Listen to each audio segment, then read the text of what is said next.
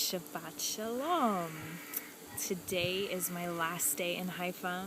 I catch the bus tomorrow for Jerusalem, 9:40 in the morning. I will arrive in Jerusalem at 11:33 in the morning, which will still be the middle of the night for all of you. And then I will be negotiating catching a taxi to the apartment where I'm staying. So I'm just enjoying my last evening in Haifa on Mount Carmel. It's been a really good experience to meet some of the people. I met a really sweet Russian lady today.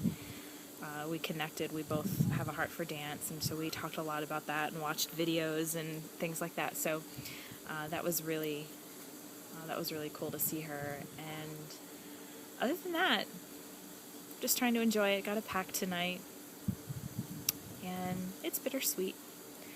I like it here.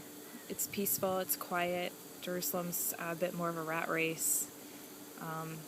Little heavier spiritually, I would say. So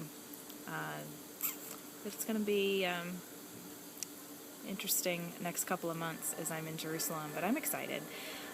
A little nervous to go. I'll really be on my own when I get to Jerusalem, and that's always a little bit nerve-wracking. So, but I'm sure it's going to be fine. His grace is sufficient.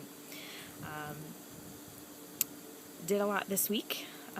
Monday went to Netanya, which is a city south of here, to help with the soup kitchen, and that was a good experience. Lots of Russian Jews are there and showed up, and so I helped serve them food and, just prayed for them, and they provide food for them, and they provide clothing and other items like that once a week for them, so I got to help with that.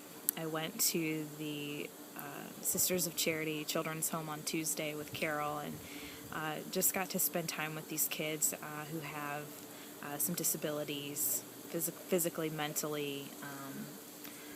They're just in this home because it's difficult for their parents to really take care of them at home for various different reasons. So they're so precious, and to get to spend time with them. It's difficult sometimes with the language barrier, but love just crosses all languages, and you can just love on these kids, and they can tell, and they respond to that. So that was a good experience, and did a bit of shopping. Saw the women at the Ebenezer Home again this week too, and just been kind of relaxing the last couple of days. And today was the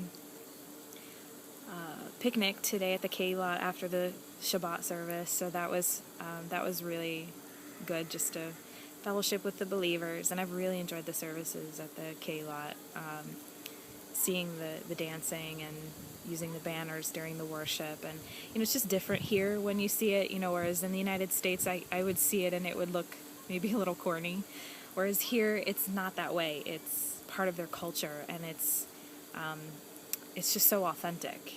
And so I've really enjoyed that. And I participated today in a bit of the dancing, so perhaps I will post a video. Aside from that, I'm just getting used to the culture and just navigating my way through the day-to-day living with the language barrier and things like that. So it's been good. Most people do speak English. But I really want to learn Hebrew. This makes me really want to learn Hebrew. And the culture is a very aggressive culture, so it's been an adjustment to get used to when you're an American from the South.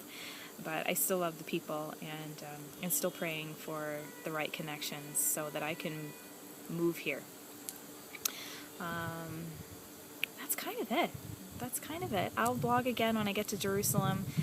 Thanks for everyone who's been praying for me and sent me personal notes and telling me that you're praying for me. I cannot tell you what that means, and I definitely need it, especially as I head to Jerusalem. The spiritual atmosphere is much more tense there, and I tend to feel it a lot stronger in Jerusalem.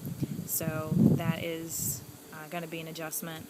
Here, although it is an Arab village that I'm in, you don't hear the Muslim call to prayer 5 times a day from the minarets at the mosque. You don't hear that, but in Jerusalem, you will hear it.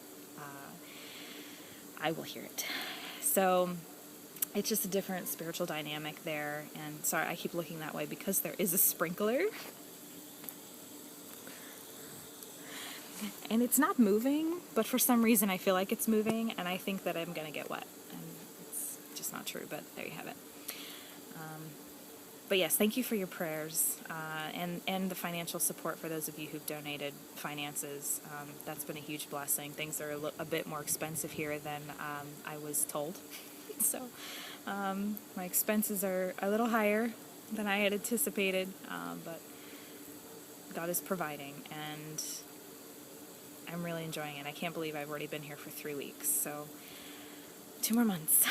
And I guess that's all. I'll blog again from Jerusalem.